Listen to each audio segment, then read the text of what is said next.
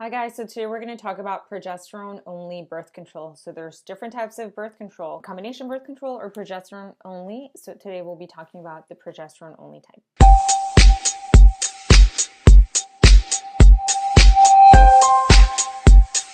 Progesterone is a hormone that is involved with the menstrual cycle and pregnancy. Progesterone can be used alone, like the progesterone only birth control, or in combination with estrogen. There's basically 4 types of progesterone only birth control. There's the progesterone only IUD, the Mirena. The actual Mirena is just this tiny little T-shaped plastic device there. Once you have it placed by your doctor, you can leave it in place up to 5 years if you want to. If you don't want to have it in that long, you can have it removed whenever you want. It has certain side effects. Some women have a little bit of cramping or irregular bleeding. So if you're having problems that you don't want to have it in place anymore, you can go to your doctor and they'll remove it whenever you like.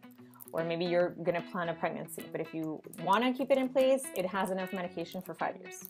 The IUD is placed by having a speculum implant. It looks like this. It's one of these little plastic devices where you have a pelvis. You go up on the stirrups, you're laying down naked from the waist down, and you have a little device like this placed inside the vagina. We open it.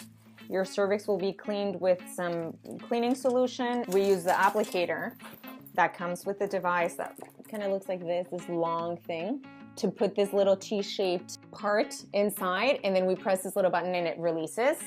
It comes with little strings that will be cut so that they're not hanging out and you don't really feel them unless you go looking for them with your finger. They are left there for the purpose of removing it. When you're ready to have it removed, that's what we grab onto to pull it out. The other one is the implant or Nexplanon, and this is a little fake arm. This is what the Nexplanon looks like. It's a little rod. It kind of looks like a coffee stirrer to me. It's like the thickness of a coffee stirrer. It's placed in the arm, inside upper part of your arm. So basically it would go above your elbow, like somewhere here. And that one has enough medication for 3 years. So again, you can have it removed whenever you'd like. If you don't have any pain, you don't have any spotting, you like it, you're not having any bad side effects, then you can keep it in place for up to 3 years. How is the implant placed? Well, you go to your doctor, they do a pregnancy test, you make sure you're not pregnant. They'll lay you down on a bed like this we have behind here, and you'll lay down with your arm up like this. The doctor will inject a little bit of numbing medication so that you don't feel any pain while the device is being inserted. And they'll make a small little cut, smaller than the size of a rice of grain, very tiny. It comes with an applicator. The device goes right in under your skin and you don't feel it. This is what the device looks like to put in the implant in the arm. Needle is the one that goes under your skin, and it contains the little tube device. So we just press this button, the device will stay in your arm, and we pull the needle out. So it looks like this under your arm. You can go like this and make sure it's in the right place. Put a little band-aid over the little cut and you go home. Another one is the Depo shot.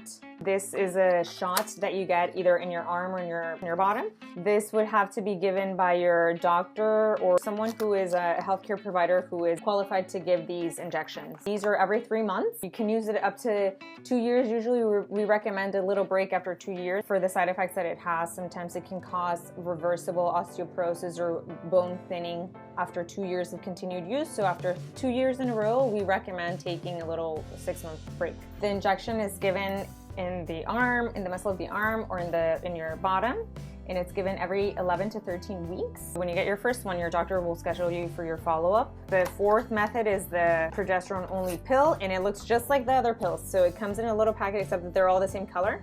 And you just take it every single day at the same time, just like the other pill, but this would be the progesterone only pill. The pill is taken the same way as the combination pill, so you take a pill every day at the same time. If you forget to take a pill, you have to take it right away. If you've taken it more than 3 hours after you were supposed to, you're not protected against pregnancy, so you have to use a backup method like condoms. It's important to clarify that these different methods, even though they're all progesterone, there are different types of progesterone. So they will have different side effects, and everyone is different, so everyone will also react differently to every type of progesterone. How effective is this birth control? So basically the implant, the Nexplanon, is more than 99% effective. It's just as effective as tying your tubes. This is because someone is putting it into your body, and it's basically in your body, and every day it's releasing a little bit of medication, so you don't have to remember to take a pill, or there's no factor where you have to remember to do something. It's just there and it's doing its function.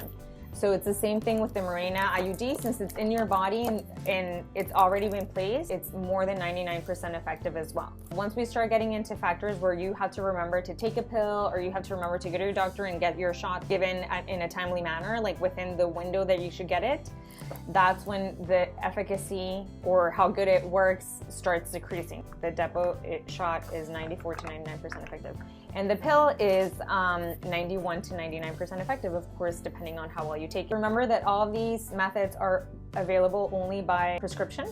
Except for Colorado, Oregon, and California, you can get the pill through a pharmacist now. How does the progesterone-only birth control work? Basically, what they have in common is that they thicken the mucus of the cervix, so it makes it hard for the sperm to enter the uterus and find the egg and fertilize it. Some of them also stop ovulation. Like the pill doesn't always necessarily stop ovulation every single month, but it will thicken the mucus. The other method is that it thins out the lining of the uterus, so then a pregnancy won't implant. What are the benefits to progesterone-only birth control? Like why wouldn't you be on a combination? Right after you have a baby and you're breastfeeding, your doctor might say, oh, you have to be on a progesterone-only birth control so that your breast milk production doesn't go down. Right after pregnancy, you're more vulnerable to blood clots, and estrogen can increase your risk of getting blood clots. So we would keep you on a progesterone-only birth control. If you suffer from high blood pressure and your blood pressure is out of control, then you shouldn't really be on estrogen because it'll increase your risk of blood clots. There's other medical problems as well, so you have to talk to your doctor to see if you're a candidate for progesterone-only birth control. Maybe estrogen isn't good for you.